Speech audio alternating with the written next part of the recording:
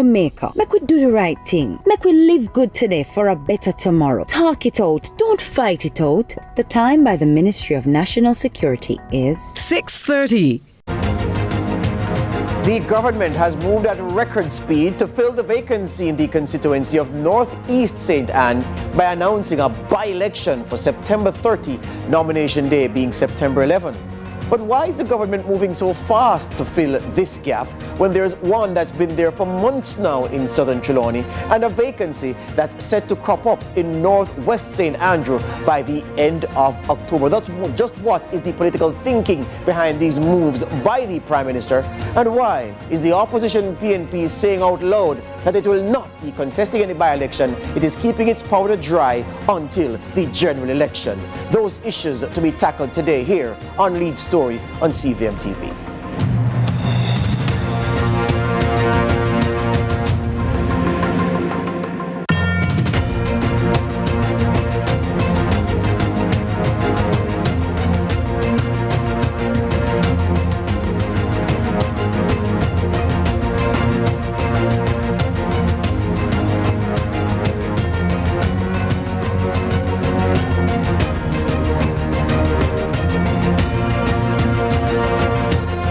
Welcome to Lead Story here on CVM TV on what has been a rainy Wednesday, at least in the corporate area. But I imagine that much of the island would have been experiencing some rain given the tropical wave that is influencing weather patterns across the Caribbean. Politics, though, is where we'll go today and not weather, because you would have heard earlier today that the Prime Minister announced September 11 as nomination day, September 30 as election day. That's by-election day in Northeast St. Anne. He has said that Matthew Samuda will carry the JLP standard in the constituency, and Marsha Smith resigning yesterday, 24 hours earlier, and Matthew Samuda resigning last week as Minister without portfolio, the Ministry of Economic Growth and Job Creation, and resigning, of course, from his position in the Senate. So a lot has happened over the past few days. Let's hear what the Prime Minister told journalists and assembled guests at the office of the Prime Minister earlier on this Wednesday.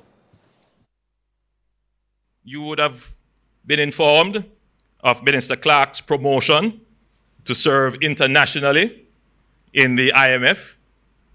Yesterday, we announced the resignation of Marsha Smith as Member of Parliament for North East St. Anne. Minister Matthew Samuda will replace Marsha in North East St. Anne as the party's candidate. And on Monday last, he tendered his resignation from the Senate and as a minister to make himself available. And at a later stage, I will announce a new appointment for Marsha, who has excellent skills and experience in industrial relations matters. Today, I am announcing that a by-election will be held in the constituency of North East St. Anne. The nomination day will be September 11th, 2024, and the election day will be September 30th, 2024. Prime Minister Andrew Holness there. Now, Northeast St. Anne is significant for the JLP for many reasons. Recall in 2001, a by-election in that year, won by Shahini Robinson at a time when Edward Siaga couldn't buy a win in an election of any kind. And she gave the JLP strength at a time when they were at a very low ebb, and that marked an upturn in the JLP's fortunes. Just before the break, it's also needful, I tell you, that beyond the Shahini Robinson result, Northeast St. Anne, before that pivotal moment in 2001, was PNP territory. The constituency was created in 1959, contested first rather in the elections of 1959. Edwin Tucker won. He repeated the trick in 1962. He passed the torch on to Wilzo Isaacs, who also had a couple of victories there for the PNP. Vivian Blake won there for the PNP. 1980, Bobby Marsh won for the JLP. He won in 1983 when the PNP boycotted the 83 elections. Danny Melville came in after him for the PNP, and when Danny Melville left representational politics, retreated from the public eye and from his role as CEO of Racing Promotions Limited, then to become Anastrack Limited, that created the vacancy into which Shahini Robinson stepped in and gave the JLP momentum. They've not lost that seat since, and they'll be hoping that Samuda can keep it in the JLP column. After this break, I'll speak with a member of the JLP's Communications Task Force, Marlon Morgan.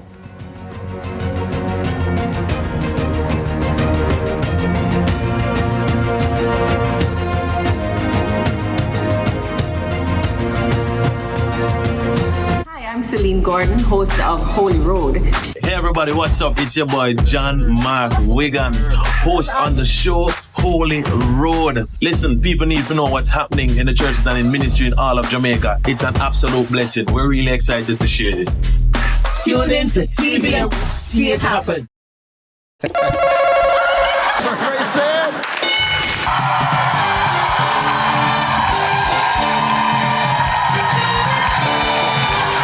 Yo, Issa, high school boy football look this season. People, them ready, you know. Alright then, Eco, Manico, Oliver Yashil, yo, make we link up. We watch the Champions Cup, then Francis Walker Cup. Which team are win the championship this season? Yo, Issa, wonder if a school I go finish the league and beat no. Which youth I go collect the golden boot and be the favorite for the people? Yo, Issa, we see fans a roll out all about the flag pan vehicle. Looking at the crowd, but load the supporters from school and community too. People nothing at distance, I'm a list. John Mark! Celine, where you going? We can't say we're a friend now, Celine. We have to take on the road. Yeah, man, we'll take out the same way. All right, Lord, thank you so much for this day. Me, I do the work. Yeah. And the people, them accept it. Clarendon, Mandeville. But now we get to go into the inner city of Kingston. I can't wait to learn more as we go across Jamaica into different churches to understand what they do.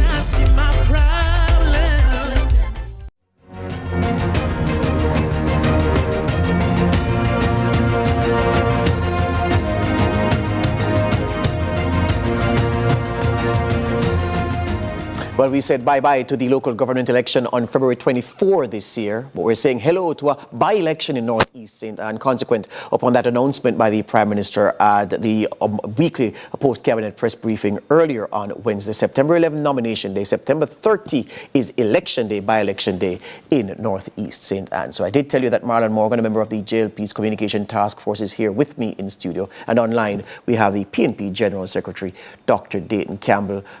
Good afternoon, Dr. Campbell. I see you. Are you hearing me clearly? All right, good afternoon, and thanks for having me. Good afternoon to your viewers as well. Oh, excellent. Marlon, welcome to Lead Story. First things first, what is the reason behind what seems to be the undue haste to fill that gap in North East St. Anne? And I say that against the context of South St. Andrew being vacant without an MP for the longest while. We know that there is going to be a shift in North West St. Andrew at the end of October. But the Prime Minister today left us all hanging by just saying North East St. Anne September 30. Why? Well, the Prime Minister went on to, provide some context and some remarks. First of all, good evening, George. Good evening to Dayton, my good friend, and to the viewers at home. We trust they're staying safe and dry. Now, we had that seminal announcement today. You'll recall that just yesterday, the JLP would have marked the fourth anniversary following its mandate, its fresh mandate in September of 2020. Yes. And so it would have been an important juncture to take stock of what is happening in the administration and to essentially effect some refresh where that is warranted. Now, it is true that South Trelawney has been vacant for just about close to a year now. What the Prime Minister signaled earlier this morning was that all by-elections will be convened and you will have the requisite announcements in the weeks and months to come. And so the Northeast St. Anne by-election, it will be the first of a number of by-elections that essentially will have been necessitated. And we note that Matthew Samuda has been capped as the JLP standard bearer there, and we trust that, having regard to the work that has been ensuing in that space, the people of Northeastern St. Anne will be electing Matthew Samuda and sticking with the JLP. Well, here's the thing, Marlon. What kind of political road is being paved to say that you're having a by-election on September 30 for one constituency? You have two constituencies, effectively two that are going to be, one that is vacant already and one that's going to be vacant in less than 60 days in Northwest St. Andrew. How does it make sense politically to pave a road of by-election 1, by-election 2, maybe by-election 3 before a general election is constitutionally due next year? It doesn't make sense on paper. Well, the Jamaica Labour Party categorically rejects any such assertion or suggestion. I will tell you why. Yes. The party has to be mindful of its political considerations, but even more so has to focus attention on the management of the country, management of the economy. And as you said before, having regard to where we are in the scheme of things, we are now less than a year to a general election, as it were. What you have now is an important refreshing happening, building on economic gains that we have made so far, and seeking to channel our efforts into accelerating and intensifying rates of growth going forward. The only thing I say about that, though, Marlon, is this. If you speak about good economic management, and economics and finance are two different things, but they are related. There's a symbiotic relationship between the two. And it doesn't appear to be good financial sense to expend resources through the EOJ to do 3 or 2 separate by-election dates when you could have gone one WHAMI, W-H-A-M-M-Y, not Warmington, on one day with 3 by-elections. So is this just a face card from the JLP to say good economic management when you've left 2 by-elections on the table and just gone with 1? Well, first of all, as I've said before, the by-elections are going to be held. The truth of the matter is that if you had a consolidated fixture, then yes, you would have perhaps effected some You'd have saved several $1 million. But the truth of the matter is that as it is now in our Westminster system, the prerogative and the determination as to when a by-election or any election for that matter is held is the sole prerogative of the Prime Minister. He has exercised his prerogative in the manner he has, and he gave his reason today. And the truth of the matter is that the machine of the JLP, it is incumbent on it to ensure that it is ready. And by virtue of what is coming out of the PNP, they seem to perhaps be signaling that they're not ready in terms of not being prepared to go and contest the by-election. I don't want to speak for the PNP. Notwithstanding utterances about time come and so on. I don't want you to speak for the PNP because the PNP is here to speak for itself. Its CEO, the General Secretary, is here, Dr. Dayton Campbell. Dr. Campbell, you've taken on to yourself over several years now the gift, the ability to politically interpret. How do you interpret this move by the Prime Minister with 1 by-election, leaving, let's say, 2 on the table that are obvious, South Trelawney and Northwest St. Andrew? It is a failing government that is trying to concoct some form of program that will re-energize the base of their party. So they want to use the resources of the state to have serial by-elections to try and energize their base. We're not participating in that. But I want to make some observations. First, I want to say it's good to see Marlon. The JLP only uses him at certain time of the year. I realize that when positions become available in the Senate, he's never considered, but he's a very good spokesperson for them. So it's good to see that they've called on him again.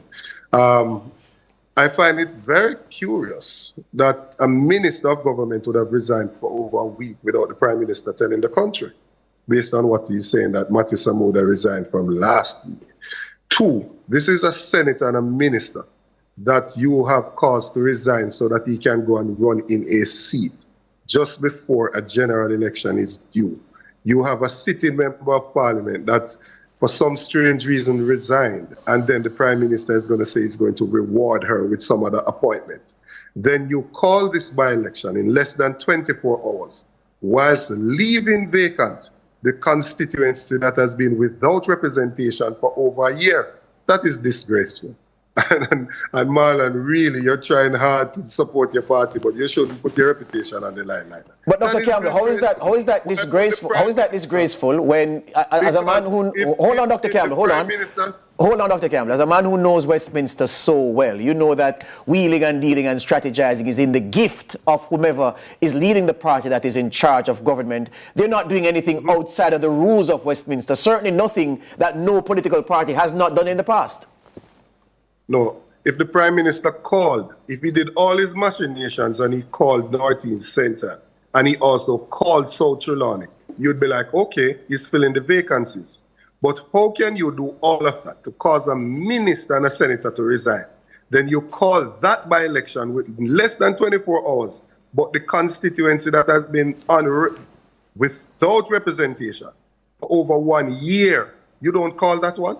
No, man, that is disgraceful. It is. Hold the line for us, Dr. Campbell. I'm going to take some more from you after this break. I have to take this break, though. This is Lead Story here on CVM TV, talking about the by-election in Northeast St. Anne. It's a singular by-election when there are about 3 that could probably be called. The JLP says, well, it's not wise to do all 3 one time, but the other 2 will come. Make of that what you may. We'll talk about that some more after these.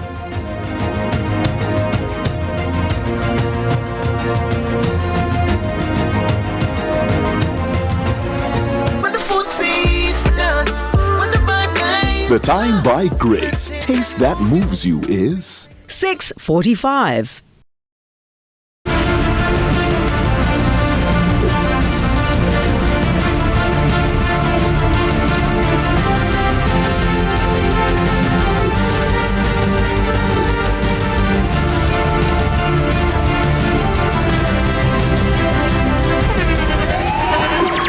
The internationally acclaimed On Stage with Winfred Williams. at a new time, Saturdays at 8 p.m. on CVM TV. So much more than entertainment. What's your story? What's your sign? Who dreamers? Don't care what other people say. We're doing this in our own way. We come alive. We come alive. We come alive. We're doing this in our own way.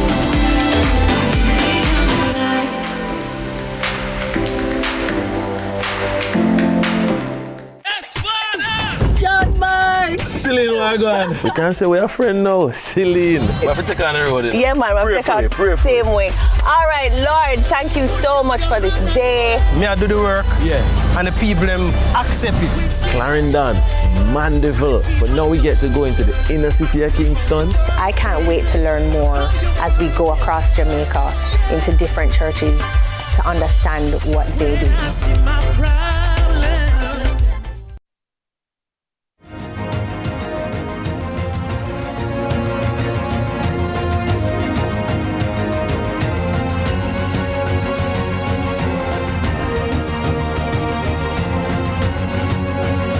Welcome back to Lead Story here on CVM TV. I'm having a good conversation with the PNP's General Secretary, Dr. Dayton Campbell, and the man who's the key part of the JLP's Communication Task Force, Marlon Morgan. Marlon, Dr. Campbell says, look, this is just a craven attempt by the Prime Minister to energize a base that is losing faith in Project Prosperity. You respond to that for me. That is absolutely not the case. The government has been performing and delivering for the people of Jamaica. We know that our solutions and interventions may not be impacting all of Jamaica and all the constituents at the pace we would perhaps have wished it to. But the truth is the people are keeping faith with the JLP. We are encouraged by that. None of what is happening in the political realm is serving as a disruptor, as it were, to the broader program of governance. And that's an important consideration here. No by-election is disrupting the broader program of work of the government, and that is key. We have policy continuity, we have resilience as an administration. When Nigel Clark demits office, for example, and takes up appointment at the IMF, you will have a replacement in place. The program of work of the JLP will continue to deliver for the people of Jamaica and improve their quality of life. And that's what we're seeing now, JUTC buses and a suite of other public services being ramped up. But even though the moves that the Prime Minister has made are within his gift, it does seem curious and begs the question, why would a minister resign a week ago and the public not be told until a week later? A member of the legislature, the same one, also going.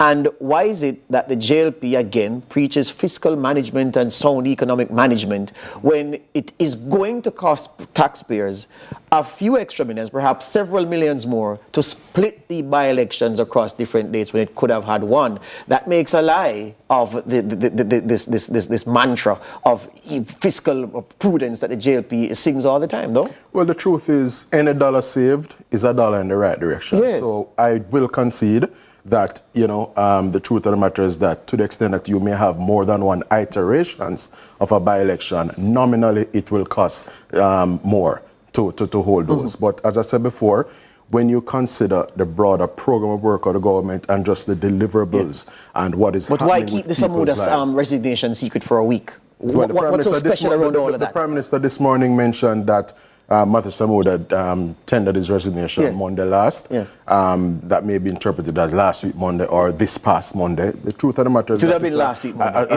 a short period of time, and that announcement has since come. We have seen the resignation of Martha Smith. Let the show get on the road. We dare the PNP to come and nominate a candidate on the 11th of September so that we can go and have the showdown on the 30th. They have been saying time come. Yeah. Well, let us see. These are essentially microcosms of the broader contest. And the broader contest will come in the, whether it's days, weeks, and months ahead. The broader contest will come, but this will be a microcosm of it. Let us have the showdown. Dr. Campbell, the tale of the tape shows that you haven't won Northeast St. Anne since Danny Melville in 1997. It's not your seat anymore. It used to be your territory. I ran through the names of the PNP stalwarts who held that seat for you, from Vivian Blake forward to Edwin Tucker and the legendary Wills O. Isaacs, yes? South Trelawney is not PNP territory either. It's JLP territory, yes? Northwest St. Andrew is not PNP territory either. It is JLP territory. So some would say, well, the PNP have chosen a script of convenience because it looks into the headlights and sees 3 seats that it wouldn't win at the best of times, and that is why it is convenient for it to say that, oh, we're not contesting any by-elections, let the process flow, we are readying ourselves for the general election. How do you plead in response to that? Well, I plead the truth in saying that that is not so, because we have said that we are ready to contest Morant Bay and we are ready to contest Town. Reason being that those by-elections are being called when the next local government election is due in 2028, 3.5 years from now. The point being made here is that we are in the final year. I heard the points about being fiscally prudent and all of those things, which obviously doesn't make sense, and that there's no disruption. We currently are operating without a Minister of Water because we had the resignation of the minister and we weren't told, and because he's now vying for a constituency. When you do a serial set of by-elections, you're going to have the same ministers out there campaigning when they should be focusing on the business of the government. This is designed to help a failing government whose popularity is on a downward spiral. We think that it's waste of taxpayers' money. It takes approximately $25 million to hold a by-election. If you're going to hold a series of them. Now, Marsha Smith was the one that was asked to resign. You have Carl Samuda, you have Mike Henry, you have Babsy Grains, J.C. Hutchinson, all in the departure lounge. None of those persons were asking her. This young lady in her first term, she wasn't supported by the Labour Party. She was used and disposed of. And the Prime Minister is going to say that he's going to find somewhere else to place her. This is just the government trying to use the state to play politics and to settle the JLP internal business. Let me give Marlon the chance to respond to you, Dr. Campbell. Go ahead, Marlon. I think those are rather unfortunate observations. Dayton knows that in the grand scheme of things, in the cut and thrust of our Westminster parliamentary system, you may have, for whatever reason, incumbent members of parliament electing to demit the space, and the show has to go on. The by-elections may have to be held from time to time. As it is now, for example, with respect to the water portfolio, they ought to be exhibiting better appreciation for government than that. The Prime Minister of Jamaica is effectively the minister with responsibility for water. He is essentially the water minister. Matthew Samuda essentially was a minister without portfolio. He was handling the shop in terms of the day-to-day operations, but the broader portfolio minister would have been the Prime Minister. And so I would say to the people of Jamaica, the enterprise Jamaica remains in good hands. There is continuity. There is a minister with responsibility for water in place. Matthew Samuda is essentially, we're confident that he's going to win on the night of September 30, and then it will be a determination for the Prime Minister to make as to where he is placed in the scheme of things, if he's placed in the scheme of things at all, in terms of being a Minister of Government or being invited back to the parliamentary executive. Dr. Campbell, there was an election several years ago. For them to go through all of that and not place him anywhere would be a grand waste of time. Hold on, Dr. Campbell. There was he's the minister of everything. Dr. Campbell, hold on. Dr. Campbell, hold on, man. There's an election several years ago. Hold on a second. Sir Davis, hold on just a second. Yes. You can only have 4 ministers from the Senate, right? Yes. So the Prime Minister is likely to be the Minister of Finance, and he's likely to want to bring in somebody in the Senate to become Minister without portfolio in the Ministry of Finance. This is all just the Labour Party trying to run their internal politics. And it was a lie when they said they already had the replacement for Dr. Clark. It was a lie. They are now trying to create something to bring in somebody to replace him. Marlon knows. But why would Dayton be harping on what is a lie and what is not a lie when he is at least on, where there's record? where there's record to show that they're the people who are in the business of faking it until they make it. Oh? Yes? No, yes. You would have heard, that's not, you would, no, what I'm saying, you would have heard one of their foremost, apologists on social media. Hold on, Dr. Campbell, you're going to get your response. Dr. Campbell, hold on, man. Hold on, order.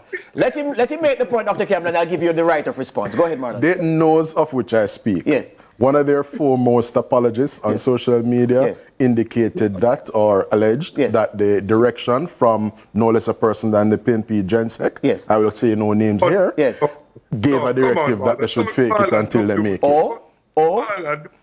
Don't do that. If the JLP thinks that we're afraid, we have said time come. If they think we're afraid, education is failing. Only 18% getting 5 subjects with maths and English. Health is failing. People are admitted on the floors on chairs. Agriculture is failing. $1,000 for a pound of sweet pepper, $1,000 for tomato, $1,000 for cab. If they think we're afraid, call the general election and we'll meet you at the polling station.